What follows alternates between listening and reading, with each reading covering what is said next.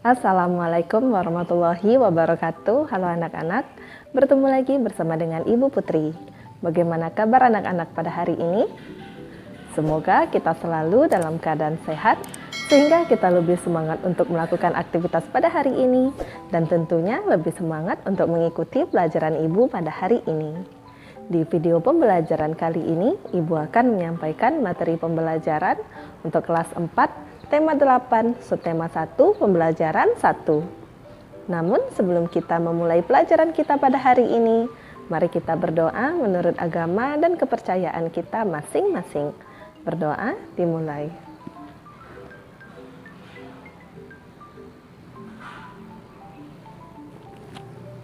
Berdoa selesai. Tujuan pembelajaran kita pada hari ini yaitu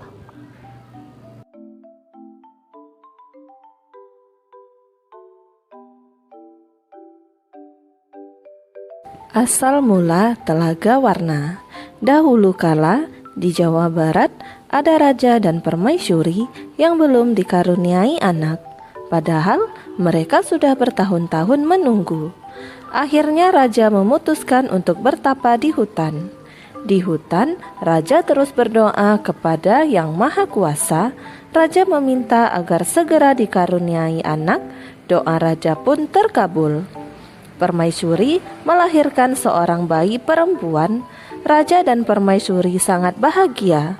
Seluruh rakyat juga bersuka cita menyambut kelahiran putri raja. Raja dan permaisuri sangat menyayangi putrinya. Mereka juga sangat memanjakannya, segala keinginan putrinya dituruti. Tak terasa, putri raja telah tumbuh menjadi gadis yang cantik. Hari itu dia berulang tahun ke-17. Raja mengadakan pesta besar-besaran. Semua rakyat diundang ke pesta. Raja dan permaisuri telah menyiapkan hadiah istimewa berupa kalung. Kalung terbuat dari untayan permata berwarna-warni. Saat pesta berlangsung, raja menyerahkan kalung itu. Kalung ini hadiah dari kami. Lihat, indah sekali bukan? Kau pasti menyukainya, kata raja. Raja bersiap mengalungkan kalung itu ke leher putrinya. Sungguh di luar dugaan, putri menolak mengenakan kalung itu. Aku tak suka kalung ini, ayah, tolak putri dengan kasar. Raja dan permaisuri terkejut. Kemudian permaisuri berusaha membujuk putrinya dengan lembut. Permaisuri mendekat dan hendak memakaikan kalung itu ke leher putrinya. Aku tidak mau. Aku tidak suka kalung itu. Kalung itu jelek, teriak putri sambil menepis tangan permaisuri. Tanpa sengaja, kalung itu terjatuh. Permata-permatanya tercerai-berai di lantai. Permaisuri sangat sedih. Permaisuri terduduk dan menangis. Tangisan permaisuri menyayat hati. Seluruh rakyat yang hadir turut menangis. Mereka sedih melihat tingkah laku putri yang mereka sayangi. Tidak disangka, air mata yang tumpah ke lantai berubah menjadi aliran air. Aliran air menghanyutkan permata-permata yang berserakan. Air tersebut mengalir keluar istana dan membentuk danau. Anehnya, air danau berwarna-warni seperti warna-warna permata kalung putri. Kini danau itu dikenal dengan nama Telaga Warna. Mari kita jawab pertanyaan berikut berdasarkan cerita yang telah kita baca. 1. Siapa tokoh yang terdapat dalam cerita tersebut? Tokoh-tokoh yang terdapat dalam cerita tersebut adalah raja, permaisuri, dan putri raja. 2. Di mana raja melakukan pertapaan? Raja melakukan pertapaan di hutan. 3. Apa hadiah yang disiapkan raja dan permaisuri untuk ulang tahun putrinya? Raja dan permaisuri telah menyiapkan hadiah istimewa berupa kalung. Kalung terbuat dari untayan permata berwarna-warni. 4. Mengapa permaisuri bersedih dan menangis? Karena putri menolak mengenakan kalung itu. Permaisuri mendekat dan hendak memakaikan kalung itu ke leher putrinya. Tanpa sengaja kalung itu terjatuh, permata-permatanya tercerai-berai di lantai. Permaisuri sangat sedih. 5. Bagaimana sifat putri dalam cerita tersebut? Sifat putri dalam cerita tersebut kurang baik. Meskipun putri raja adalah gadis yang cantik, tetapi mempunyai sifat kasar dan manja karena terlalu dimanjakan raja dan permaisuri. Ayo berdiskusi pada halaman 5. Carilah informasi tentang cerita fiksi dan ciri-cirinya dari berbagai sumber. Lakukan kegiatan ini bersama teman sebangkumu. Diskusikanlah informasi yang kalian peroleh, kemudian tulislah informasi yang kamu peroleh. Cerita fiksi adalah cerita rekayasa yang tidak benar-benar terjadi.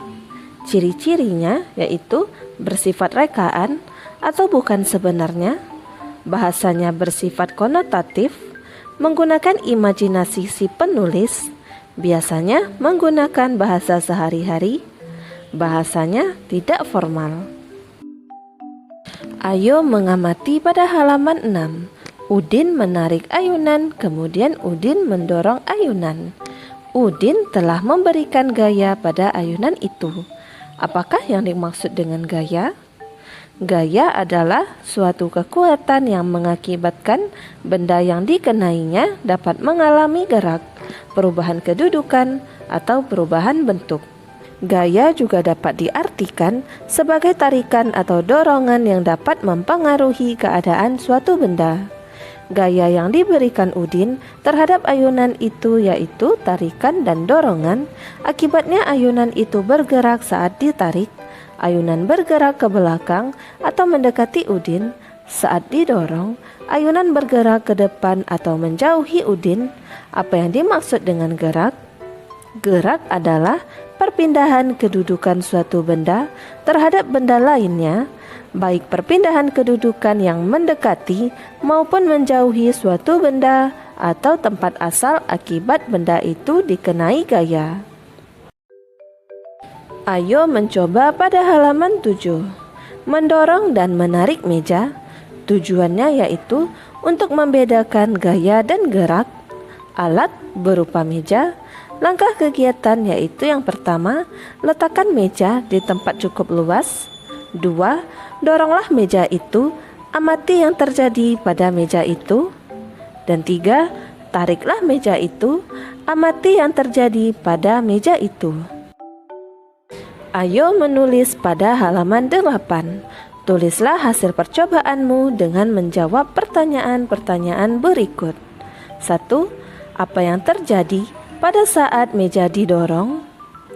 Yang terjadi yaitu meja akan bergerak atau bergeser. 2. Kemana arah meja saat didorong? Yaitu ke arah dorongan yang kita lakukan atau menjauhi pendorong. 3. Apa yang terjadi pada meja saat ditarik? Yaitu bergerak atau bergeser. 4. Kemana arah meja saat ditarik? Yaitu ke arah tarikan kita atau mendekati penarik. Ayo berdiskusi pada halaman 9. Bersama kelompokmu, diskusikan tentang perbedaan gaya dan gerak.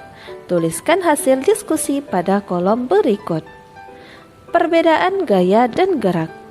Gaya adalah dorongan atau tarikan yang dapat menyebabkan benda bergerak, sedangkan gerak adalah perpindahan posisi benda dari tempat asalnya karena adanya gaya. Perbedaan yang pertama, gaya adalah dorongan atau tarikan yang dapat menyebabkan benda bergerak. Contohnya yaitu mendorong meja, menarik tali, dan mendorong mobil. Jadi, bila seseorang menarik atau mendorong benda hingga bergerak, maka dia telah memberikan gaya terhadap benda tersebut. Neraca pegas atau dinamometer adalah alat untuk mengukur besar kecilnya gaya. Satuan gaya dinyatakan dalam satuan Newton. Macam-macam gaya yaitu gaya magnet, gaya listrik statis, gaya otot, gaya gravitasi bumi, gaya gesekan, dan gaya pegas. Gerak adalah perpindahan posisi benda dari tempat asalnya karena adanya gaya. Contoh yaitu gerak karena gaya otot seperti mengayuh sepeda, olahraga, dan tarik tambang. Gerak karena gaya pegas yaitu contohnya bermain ketapel dan bermain panahan. Dan gerak karena gaya mesin contohnya mobil pengeruk dan bulldozer. Jadi, perbedaan antara gaya dan gerak adalah gaya adalah tarikan dan dorongan yang menyebabkan benda bergerak, sedangkan gerak adalah perpindahan benda yang disebabkan gaya. Benda tidak akan bergerak tanpa adanya gaya. Ayo renungkan pada halaman 10. Apa yang kamu pahami tentang cerita fiksi? Cerita fiksi adalah cerita yang rekaan atau cerita yang dibuat berdasarkan imajinasi penulisnya yang berfungsi menghibur pembaca dan memiliki nilai moral di dalamnya. Contoh cerita fiksi adalah cerpen, novel, cerita rakyat, atau fabel mitos. Yang kedua, apa ciri-ciri cerita fiksi? Ciri-ciri cerita fiksi adalah 1. Cerita fiksi merupakan cerita rekaan atau khayalan pengarangnya. 2. Tujuannya adalah untuk menghibur pembaca. 3. Mengandung nilai moral atau nilai-nilai kehidupan di dalamnya. 4. Disajikan dalam alur cerita. Dan 5. Menggunakan bahasa yang komunikatif. 4. Apa yang dimaksud dengan gerak? Gerak adalah suatu perubahan tempat kedudukan pada suatu benda dari titik keseimbangan awal. Sebuah benda dikatakan bergerak jika benda itu berpindah kedudukan terhadap benda lainnya, baik perubahan kedudukan yang menjauhi maupun yang mendekati. 5. Apa yang membedakan gaya dan gerak? Gerakan adalah perpindahan posisi, sedangkan gaya adalah tarikan dan dorongan. Demikianlah materi yang dapat Ibu sampaikan pada hari ini. Semoga apa yang telah Ibu sampaikan pada hari ini dapat bermanfaat untuk dirimu dan menambah ilmu pengetahuanmu. Jika dalam penyampaian materi ada tutur kata Ibu yang kurang berkenan, Ibu mohon maaf. Akhir kata, wassalamualaikum warahmatullahi wabarakatuh.